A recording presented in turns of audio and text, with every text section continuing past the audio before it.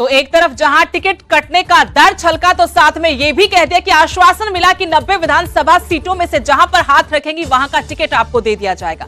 अगली खबर का रुख करते हैं। पूर्व सीएम मनोहर लाल ने बयान दिया है, बड़ा बयान उनका। बीजेपी से पहले की सरकारों पर जमकर निशाना साधते हुए पूर्व मुख्यमंत्री नजर आए। भजन लाल के बहाने बाकी नेताओं को उन्होंने भ्रष्टाचारी बताया। एक बार फिर उन्होंने कहा कि 2014 से पहले हरियाणा में भ्रष्टाचार घट कर चुका था। हमने जिद के साथ पूरी व्यवस्था को बदला है। पर्ची खर्ची से नौकरी बंद की, पूरे तरीके से पारदर्शिता से हमने सरकार चलाई।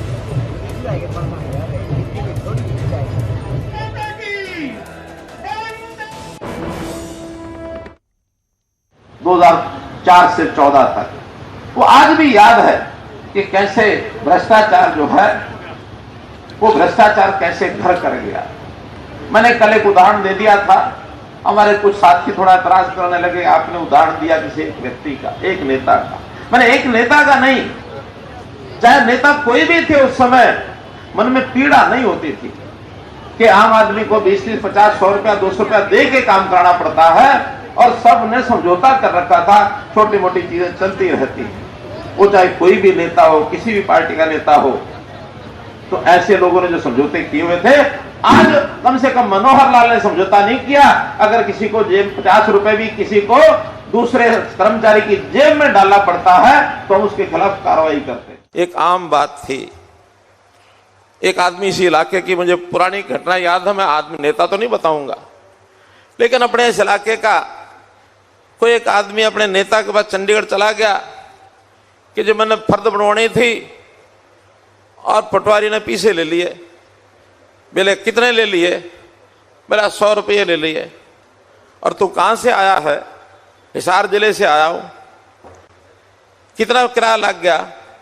आखिर जी 100 आने का लग गया और 100 जाने का लगेगा, 2 दिन खराब होंगे। बोले 100 दे के उड़ा काम करा लिया, 200 रुपये क्यों खराब करे? ये नेताओं की सोच हुआ करती थी।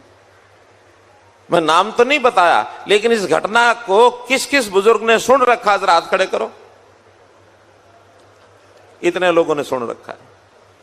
बात सच्ची थी कि नहीं है? बोलो सच्ची थी कि नहीं थी? आज किसान कोई फर्द बनवाने जाता है, किसी का कोई आना लगता है? कोई आना लगता है? जाके अपना किला नंबर बताओ, मालिक का नाम बताओ, बटन दबाओ, फर्द निकल के आ जाएगी।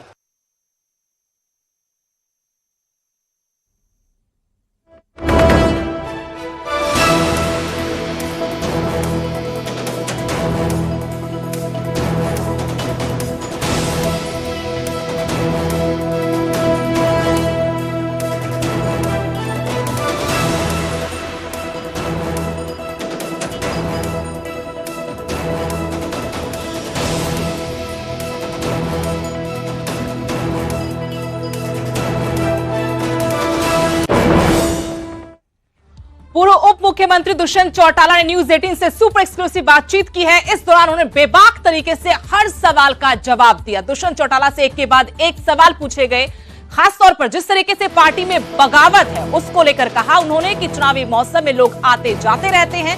4.5 साल तक जनता की भलाई के लिए काम किया है, आगे भी जनता जनार्दन की ताकत से हम बढ़ेंगे आगे। अभय चौटाला को लेकर कहा कि मैं अभय सिंह चौटाला को कभी सीरियस पॉलिटिशियन नहीं मानता, उन्हें अपने संगठन की चिंता होनी चाहिए, न कि हमारे संगठन की।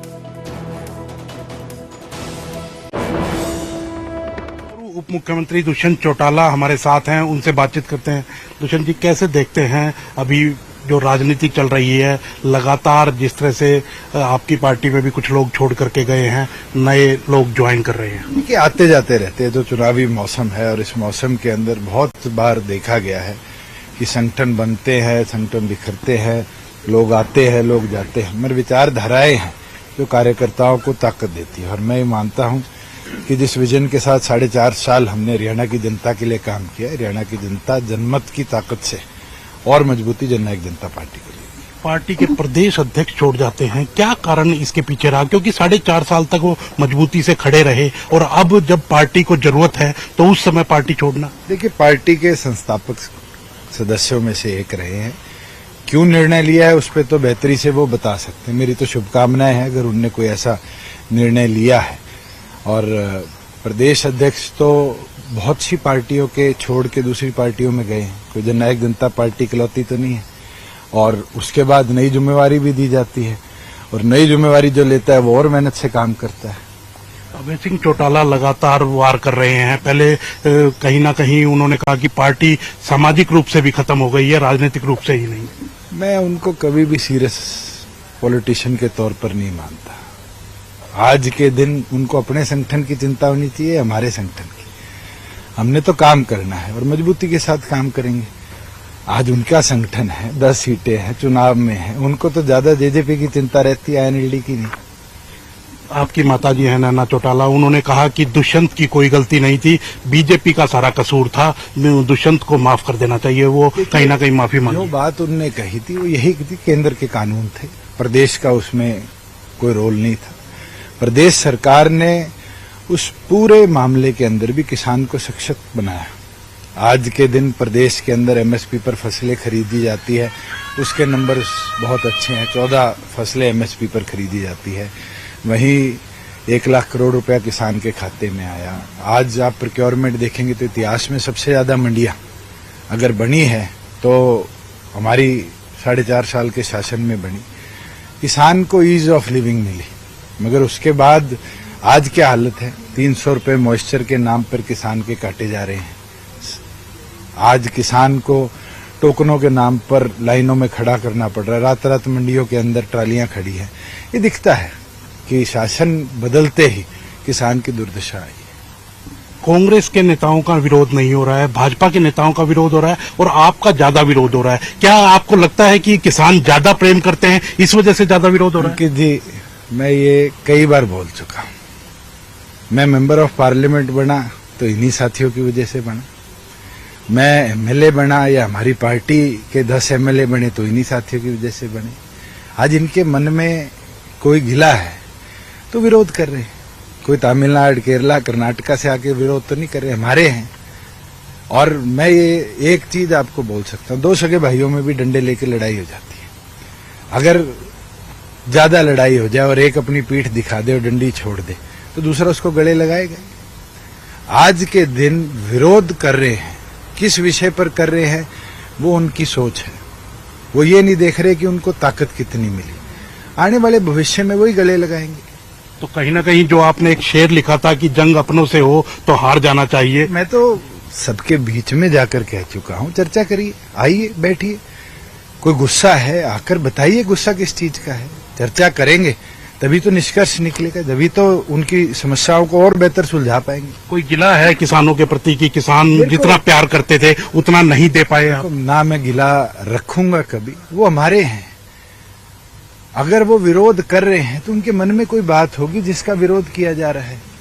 अगर हम उसको सुलझा पाएंगे हमारे लिए तो वही बेहतरी की बात है कि आने वाले भविष्य के अंदर और अच्छे बेहतर डिसीजन उनके प्रति हम ले पाएंगे। 10 लोकसभा सीटों के ऊपर क्या कैंडिडेट पार्टी खड़ा करेगी? बिल्कुल करेगी और बैठकों का दौर शुरू हो जाएगा और जल्द ही कैंडिडेट्स की हम लिस्ट निकालेंगे नवरात्रों के दौरान। बीजेपी जिस तरह से दावे कर रही है कि 400 पार का दावा है, कैसे देखते हैं आप? ये बहुत बड़ी बात है। इंदिरा गांधी के टाइम पे 1977 में एक बात कही गई थी, Indira is India, India is Indira. Result क्या है? स्वयं इंदिरा गांधी चुनाव हार गई। आज भी वही चीज है कि बातें तो बहुत बड़ी बड़ी करी जा रही हैं, मगर उन बातों के अंदर ये दिखता है कि 400 पार की बात वालों को 200 का कॉन्फिडेंस नहीं है। और चाहे राजस्थान हो, हरियाणा हो, जहां एन ब्लॉक इनके मेंबर ऑफ पार्लियामेंट थे, वहां सीटें हार रहे हैं तो जीतेंगे कहां? तमिलनाडु में नहीं जीत सकते, केरला में नहीं जीत सकते, उड़ीसा में नहीं जीत सकते। तो ये दिखता है अगर इनको मजबूरी में आंध्रा में गठबंधन करना पड़ रहा है तो इसीलिए है कि वहां भी नंबर नहीं आ रहे थे। क्या आंकड़ा लगता है आपको बीजेपी छू मैं जाएगी? नहीं मानता कि 250 से 1 सीट भी ऊपर एनडीए जाएगा। और जिस तरह से आप कह रहे थे कि मंडियों के अंदर अब हाल खराब हो गए हैं, मुख्यमंत्री पर भी आपने निशाना साधा कि उनके ठेकेदार मंडियों के अंदर। आज के दिन आड़ती का काम था प्रोक्योरमेंट करना, उसको कमीशन मिलती थी। आड़ती से लेकर हैफेड के आज एजेंटों को ये काम दिया गया तो दिखता है कि सरकारी मशीनरी के ठेकेदार ये काम कर रहे हैं।